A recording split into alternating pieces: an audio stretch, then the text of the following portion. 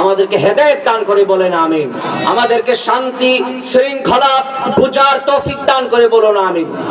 সম্মানিত হাজিরিন আমার ভাইয়েরা, সময় কিন্তু একদম শেষ হয়ে গেছে। আমি আর কথা লম্বা করব না, শুধু বলে যাব আল্লাহ পাক পবিত্র কোরআনে 4টা শপথ করে গুরুত্ব দিয়ে আমাদেরকে কি বুঝাইলেন তোমাদেরকে আমি আল্লাহ সুন্দর চেহারা দিয়ে সৃষ্টি করছি, সবচেয়ে সুন্দর চেহারা দিয়েছি। কেন দিয়েছি জানোনি? যেন তোমরা সুন্দর আমল করতে পারো। الذي خلق الموت والحياة ليبلوكم أيكم أحسن عملا। তোমাদেরকে আমি আল্লাহ সুন্দর করে সৃষ্টি করেছি যেন তোমরা সুন্দর আমল করে কবরে যাইতে পারো। আমাদেরকে সুন্দর আমল করতে হবে, কি বলেন? লাগবে না? নাকি আইলেন আর গেলেন? আইসেন কদিন বেড়াইছেন, এভাবে গেলে হবে? নেক আমল ভালো আমল করতে হবে, নিজের জিন্দেগিকে আমলের মাধ্যমে সাজাইতে হবে। কিয়ামতের ময়দানে আল্লাহ পাক বলবেন উদখুলুল জান্নাতা বিমা কুনতুম তা'মালুন। ও দুনিয়ার মানুষেরা, তোমরা যারা নেক আমল করেছো, ভালো আমল করেছো, তোমরা জান্নাতে যাও। যারা নেক আমল করেছে, যারা আমরা নেক আমল করেছি, তারা জান্নাতে যেতে থাকবো। একদল পাপিষ্ঠ যারা গুনাহ করেছে, যারা ঈমান আনে নাই, তারা আল্লাহকে বলে আল্লাহ আমরা কি করব? তারা তো যাইতেছে, যারা নেক আমল করছে তারা তো চলে যাইতেছে, আমরা কি করব? আল্লাহ বলবেন ওয়ামতাজুল ইয়াউমা আইয়ুহাল মুজরিমুন, তোমরা নিজেরা নিজেদের উপর জুলুম করেছো, আজকে তোমরা আলাদা হয়ে যাও। আজকে নেককারদের সঙ্গী হতে পারবে না, আজকে তোমরা জান্নাতে যেতে পারবে। বোঝা গেল ভাইয়েরা, আমাদেরকে নেক আমল ছাড়া আল্লাহ জান্নাতে যাওয়া যাবে? বলেন যাবে? বলেন যাবে? আমাদেরকে 5 ওয়াক্ত নামাজ পড়তে হবে, রোজার মাসে রোজা রাখতে হবে, যাদের উপর হজ ফরজ, যাকাত ফরজ, যাকাত দিতে হবে। সর্বোপরি ভালো কাজগুলি বেছে করতে হবে, খারাপ কাজ থেকে আমাদেরকে বাঁচতেই হবে। গুনাহ করা যাবে না, অন্যায় করা যাবে না। আমি সংক্ষেপে বলি যে নেক আমল করো, খারাপ কাজ ছাড়ো, আল্লাহর জান্নাতে প্রবেশ করো, ঠিক কি না? সম্মানিত ভাইরা, বলবেন হুজুর নেক কাজ কোনটা, খারাপ কাজ কোনটা? এটা তো জিগানের লেগে মুফতি সাহেবের কাছে যাইতে হইব, যাওয়া লাগবো না? এই নেক কাজ কোনটা আর খারাপ কাজ কোনটা, এটা জিজ্ঞাসা করার জন্য মুফতি সাহেব লাগবে, পীর সাহেব লাগবে, আলেম ওলামা কাউরে লাগবে না। নেক কোনটা, খারাপ কোনটা, ভালো কোনটা, আপনি আপনার দিমাগকে জিজ্ঞাসা করেন, আপনি আপনার ব্রেনকে জিজ্ঞাসা করেন।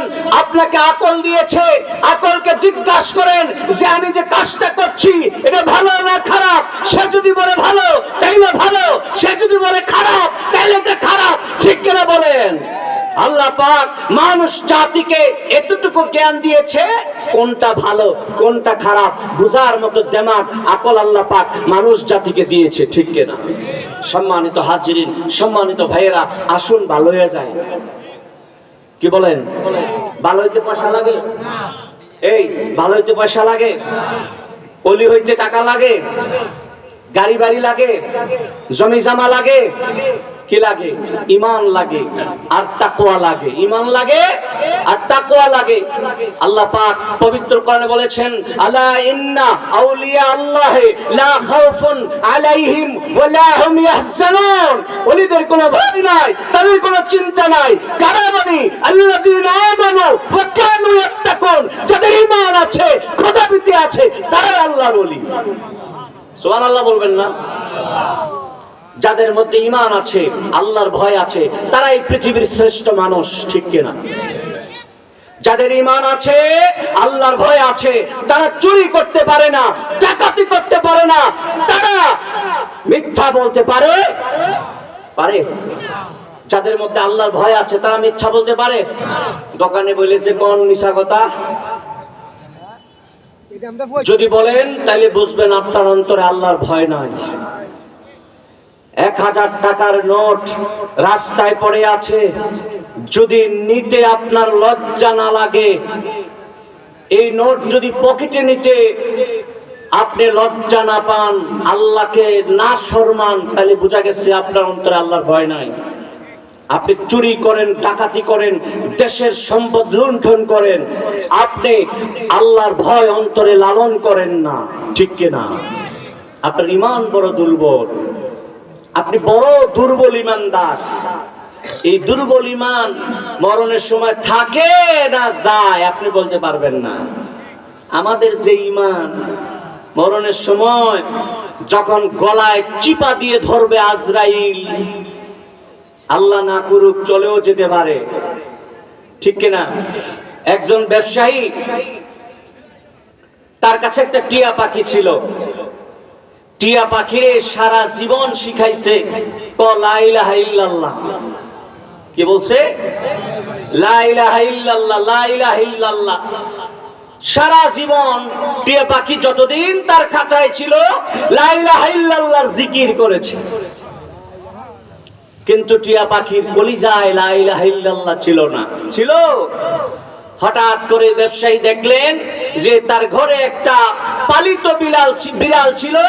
এই বিড়াল খাঁচা ভেঙে ওই টিয়া পাখির গলায় চাপ দিয়ে কামড় মেরে ধরেছে, আর টিয়া পাখি লা ইলাহা ইল্লাল্লাহ ভুলে গেছে। সে চি চি শুরু করছে, ব্যবসায়ী চিৎকার করে মাটিতে পড়ে গেছে। সবাই এসে তারে ধরছে যে আপনি হঠাৎ করে এই টিয়া পাখির অবস্থা দেখে আপনি চিৎকার দিয়ে মাটিতে ফিরে গেছেন, ব্যাপারটা কি? আরে সারা জীবন তারে শিখাইলাম লা ইলাহা ইল্লাল্লাহ, মরণের সময় গলায় যখন চাপ দিয়ে ধরছে বিড়ালে, তখন লা ইলাহা ইল্লাল্লাহ ভুলে গেছে। কারণ আমি মুখে না তারে শিখাইছি, তার মুখটারে আমি কি করছি? চালু রাখছি, চালু করছি, কিন্তু তার কলিজায় আমি লা ইলাহা ইল্লাল্লাহ ঢুকাইতে পারছি না।